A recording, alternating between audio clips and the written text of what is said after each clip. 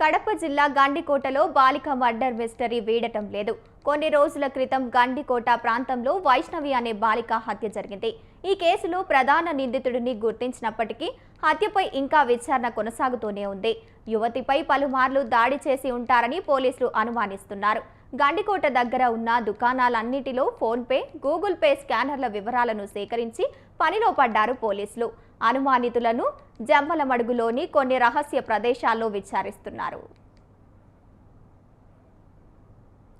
దీనిపై మరింత సమాచారాన్ని మా కరెస్పాండెంట్ సుబ్బారెడ్డి ఫోన్ ఇన్ ద్వారా అందిస్తారు. సుబ్బారెడ్డి, చెప్పండి.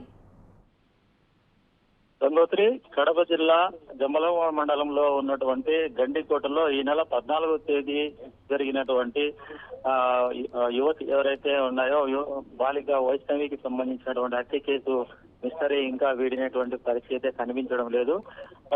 ఈ నెల 14వ తేదీ జరిగినటువంటి విద్యార్థిని హత్య కేసుకు సంబంధించి పోలీసులు దర్యాప్తునైతే వేగవంతం చేయడం జరిగింది. అయితే బలమైన ఆధారాల కోసం పోలీసులు గత 5 రోజుల నుంచి గండికోటలో అణువును క్షుణ్ణంగా పరిశీలిస్తూ బలమైన ఆధారాల కోసము వెతుకుతున్నటువంటి పరిస్థితి ఉంది. సుమారు 50 మంది పోలీసులు, 16 మంది ఎస్ఐలు, 6 మంది సిఐలు, అలాగే 3 డిఎస్పీలు, ఎస్పీ అశోక్ కుమార్ ఆధ్వర్యంలో ఈ దర్యాప్తు అనేటువంటిది కొనసాగుతున్నటువంటి పరిస్థితి ఉంది.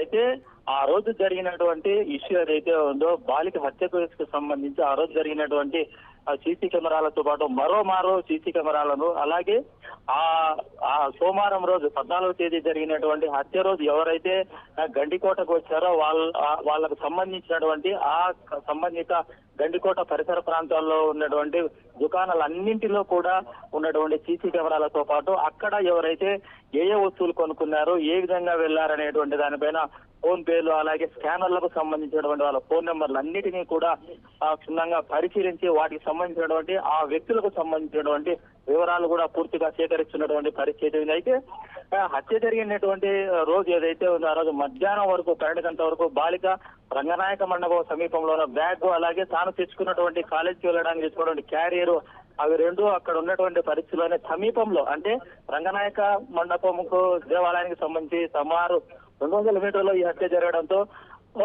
అక్కడ ఉన్నటువంటి టూరిస్టుల ప్రమేయమా, లేకపోతే బంధువుల ప్రమేయమా, లేకపోతే మరెవరా చేశారనేటువంటి విభిన్న కోణాలలో పోలీసులు పూర్తిగా దర్యాప్తు చేస్తున్నటువంటి పరిస్థితి కనిపిస్తుంది. అయితే సాంకేతిక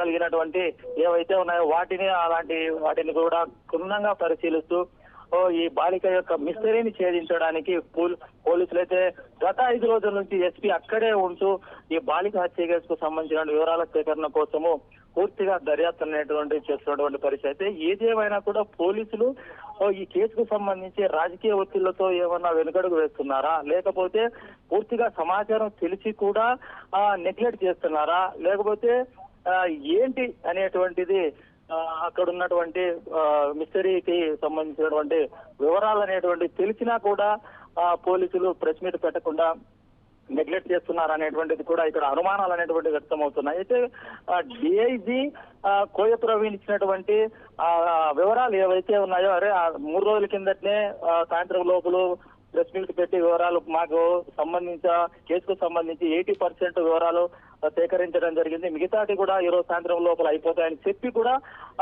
48 గంటలు పూర్తయింది. అయితే ఈ 48 గంటలు పూర్తయినా కూడా ఎందుకు ఇంత నిర్లక్ష్యంగా చేస్తున్నారు అనేటువంటిది కూడా ఇక్కడ కొన్ని అనుమానాలు అనేటువంటివి వ్యక్తం అవుతున్నటువంటి పరిస్థితి. అయితే ఏది ఏమైనా ఓవరాల్ గా చూసినట్లయితే విభిన్న కోణాల్లో ఈ కేసుకు సంబంధించి పోలీసులు చాలా డెప్త్ కు వెళ్ళి అంటే చుట్టుపక్కల గ్రామాలలో కూడా దీనికి సంబంధించినటువంటి వివరాలు సేకరిస్తూ కొత్త వ్యక్తులు ఎవరన్నా వచ్చారా, ఆకతాయిల పనే జరిగిందా అనేటువంటి అన్ని కోణాల్లో కూడా దర్యాప్తు చేసినటువంటి పరిస్థితి ఉంది. గంగోత్రి, సుబ్బారెడ్డి, యువతిపై ఘాతుకానికి పాల్పడ్డ యువకులను ఇప్పటి వరకు పోలీసులు పట్టుకున్నారా? పోలీసులు ఎంతవరకు ఆధారాలు సేకరించారు?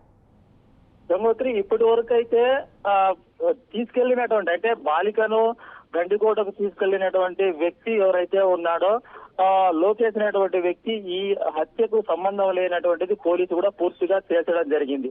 అయితే ఇంకా రెండో వైపు చూసినట్లయితే ఈ బాలికకు సంబంధించినటువంటి బంధువులు 11, 12 ఆ టైం మధ్యలో గండికోటకు వెళ్ళినటువంటి పరిస్థితిలో వీళ్ళ ప్రమేయంతో ఆ హత్య జరిగిందా, లేకపోతే అక్కడ ఉన్నటువంటి టూరిస్టులు ఎవరన్నా వచ్చారా అనేటువంటి ఈ కోణాల్లో దర్యాప్తు చేసినటువంటి నేపథ్యంలో ఇప్పటికే అనుమానితులు ఎవరైతే ఉన్నారో బంధువులు కావచ్చు, సమీపంలో ఉన్నటువంటి గ్రామాలకు సంబంధించిన వ్యక్తులు కావచ్చు, ఆ పరిసరాల్లో ఎవరైతే ఉన్నారో అనుమానితులు ఎవరైతే ఉన్నారో వాళ్ళందరినీ కూడా ఇప్పటికే పోలీసులు అదుపులో తీసుకొని రహస్య ప్రదేశంలో అనుమానితులను బంధువులను జమ్మలమడుగు పరిసర ప్రాంతాల్లో రహస్య ప్రదేశాల్లో విచారిస్తున్నట్టు తెలుస్తోంది. అయితే ఈ రహస్య ప్రదేశాల్లో జరిగేటువంటి విచారణలో అనుమానితుల నుంచి ఏ విధమైనటువంటి వివరాలు వచ్చాయి, ఎంతవరకు సమాచారం వచ్చినటువంటిది అనేది పోలీసులు మాత్రము దాని ఈ వివరాలు వెల్లడించకుండా ఉండడం అనేది కూడా కొంత అనుమానం వ్యక్తం అవుతోంది.